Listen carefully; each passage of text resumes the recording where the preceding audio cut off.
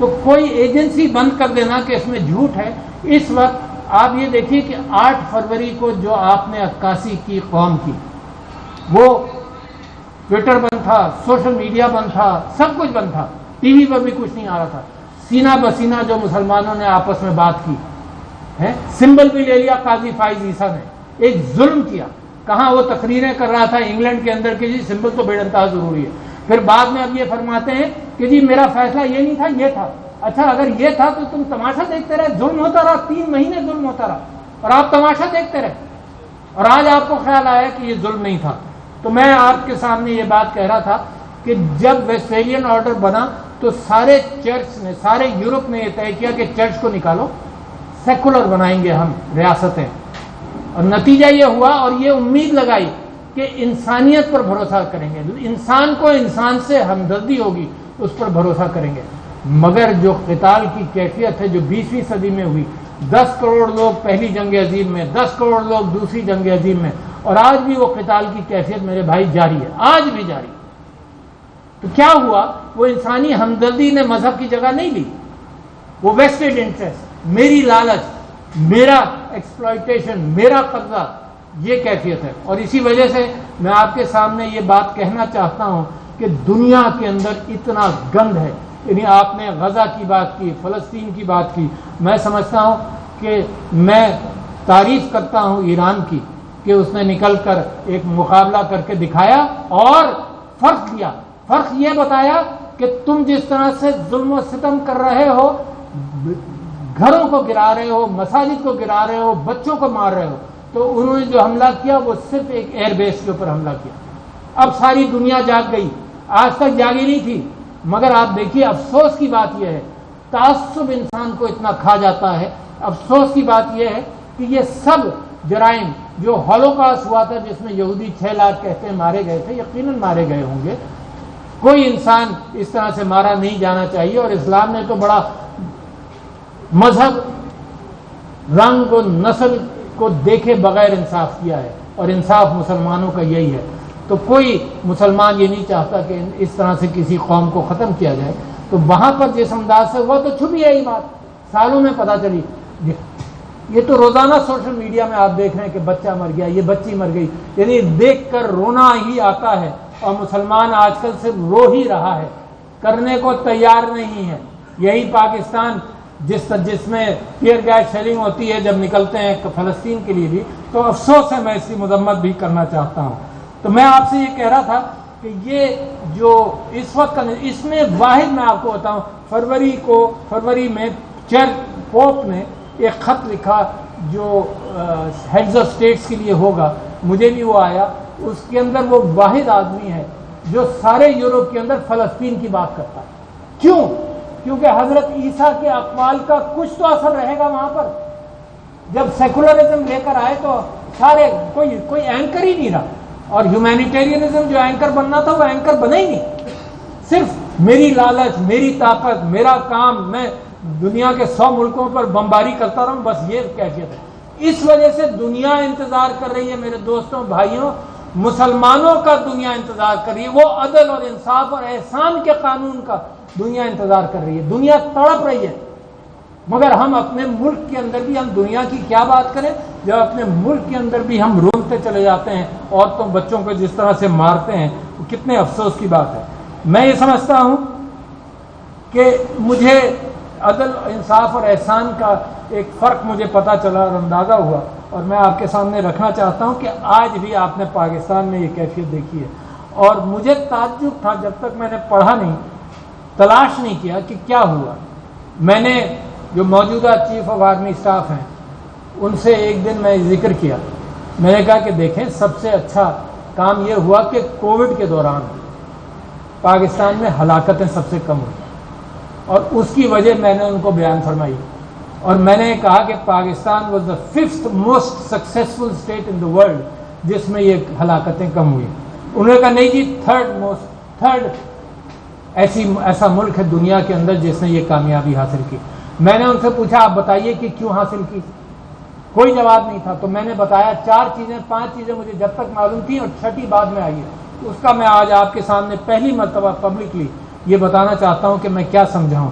تو تو 5 چیزیں یہ تھیں کہ اول تو یہ کہ ہم نے پولیو سے سیکھا کہ جس ایریا میں وائرس ہے وہیں جا کر اس کو ہینڈل کر لو، ایک۔ دوسرے یہ کہ آپ کو تعجب ہوگا سن کر، اور حقیقت یہ تھی کہ کووڈ نے تفریق نہیں کی غریب اور امیر میں، سب کو مارا، سب کو مارا۔ اگر صرف امیر غریب مر رہے ہوتے نا تو یہ ریاست کی اشرافیہ کیپچر ایسی ہے کہ لوگ کہتے ہیں کہ غریب تو بچے بھی زیادہ پیدا کرتا ہے، انہائیجینک سچویشن میں رہتا ہے، صاف ستھرا نہیں رہتا، مرنے تو ان کو تو مریں گے ہی، مگر کیونکہ ہر امیر بھی مرتا رہا، برابری سے مارا اس نے، تو نتیجہ یہ ہوا کہ پالیسی صحیح بنی۔ 2، تیسرے عمران خان صاحب نے یہ کہا کہ روزانہ میٹنگ کر کے بات کرو اور ڈیٹا ایکسچینج کرو، 3 ہو گئے۔ چوتھے یہ کہ آپ کی دعاؤں سے، نور الحق قادری صاحب کی محنت سے ہم نے علماء کو ساتھ ملایا اور ہم نے یہ فیصلہ کیا کہ 3 چیزیں ہیں کووڈ کے اندر: ہاتھ دھونا، فاصلہ رکھنا، ٹھیک ہے جی، ہاتھ دھونا، فاصلہ رکھنا، اور اس فاصلے کے ساتھ ماسک پہننا اور نماز پڑھ لو۔ تو ہم نے مسجدیں کھولی رکھی، تانے ہمیں یہ پڑے کہ حرمین شریفین بند ہے۔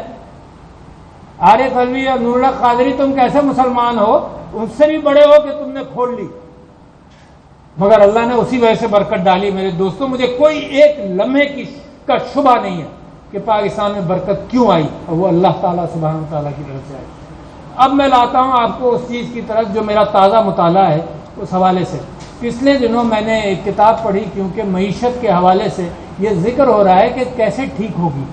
اچھا، اور معیشت پر مجھے پورا یقین ہے کہ IMF کے جو چیئرمین ہے، جو بھی ہے، اس کو بھی بٹھا دو پاکستان کی فائنانس منسٹری پر، تو معیشت ایسے ٹھیک نہیں ہوگی۔ معیشت چلتی ہے لوگوں پر، لوگوں کے ساتھ انصاف نہیں ہوگا تو نہیں چلے گی۔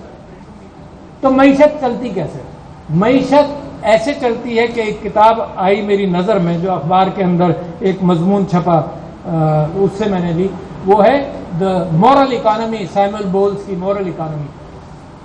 وہ یہ کہتا ہے کہ کیپٹلزم تو میکیاویلی کس سے چلا، اسی انداز سے چلا کہ انسان کو جیسا ہے ویسے ہی ایکسیپٹ کر لو، یہ لالچی ہے، اس کو لالچ دے کر سرمایہ داری نظام چلا، یہ سیل ہو رہا ہے، یہ بک رہا ہے، یہ چل رہا ہے، یہ نہیں کرو گے تو جرمانہ ہو جائے گا، اسی پر چلاؤ۔ اب نیا انداز جو ہے وہ اسلامی انداز ہے، وہ مورل اکانومی کا۔ مورل اکانومی کی کیفیت یہ ہے کہ اخلاقیات کو بھی اٹھاؤ ساتھ ساتھ، ان چیزوں کے ساتھ، اخلاقیات کے ساتھ۔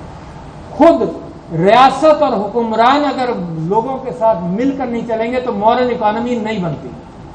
میرا نبی صلی اللہ علیہ وسلم معاشرے کے ساتھ ایسے چلتے تھے کہ اگر بھوک تھی تو لوگ پتھر باندھتے تھے، وہ بھی پتھر باندھتے تھے۔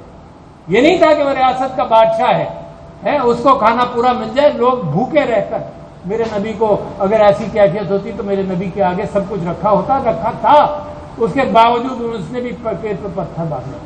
اگر دیوار تعمیر کرنی تھی تو انہوں نے بھی اینٹ اور گارا اپنے کندھوں پر اٹھایا۔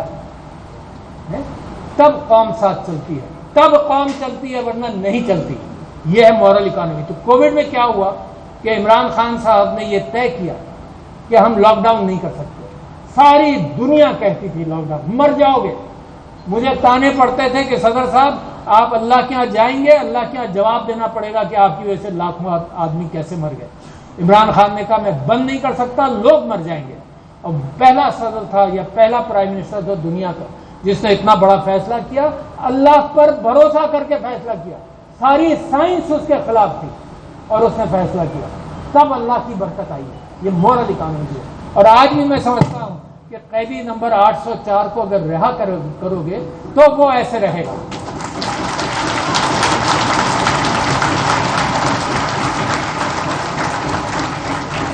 اچھا، اس کو تو میں 25 26 27 28 30 سال سے جانتا ہوں، مگر دیکھیں یہ ہوتی ہے ایک سمبولک شرکت عوام کے ساتھ، کمیونٹی کے ساتھ، کہ میرے ساتھ وہ جب سفر کیا تو کبھی ہم تھرپارکر میں آسمان کے نیچے مچھروں میں سوئے، کبھی ہم کہیں سوئے، کبھی ہم کہیں سوئے، کبھی ہوٹل کا کرایہ ہم دونوں مل کر افورڈ نہیں کرتے تھے تو ایک کمرہ لے کر دونوں سوتے تھے۔ اس سارے انداز سے گزرا۔ جب امریکہ گیا تو کسی نے 7 اسٹار ہوٹل میں ٹھہرا دیا، وہاں بھی ٹھہر گیا۔ مگر جب ریاست کے ساتھ گیا وہ امریکہ تو وہ اپنی ایمبیسی کے کمرے میں سویا۔ تو بڑی بات کوئی کروڑوں روپے نہیں بچا لیے انہوں نے، کوئی کروڑوں روپے نہیں بچا لیے۔ یہ شہباز شریف صاحب ابھی امریکہ گئے تو نیو یارک کے ہوٹل میں $5,500 کے کمرے میں ٹھہرے، ایک دن کے $5,500۔ تو فرق ہے نا، پھر یہ فرق ہی میری قوم کو پہچان لیا، اور جو اتنی اکثریت کے ساتھ عمران خان کے ساتھ کھڑی ہے وہ اسی مورل اکانومی کی وجہ سے اور اسی وجہ سے کھڑی ہے کہ جناب عمران خان کو قدر ہے عوام کی، عوام کے ساتھ چلنے والا ہے۔ میں آپ کے سامنے یہ بات بھی رکھنا چاہتا ہوں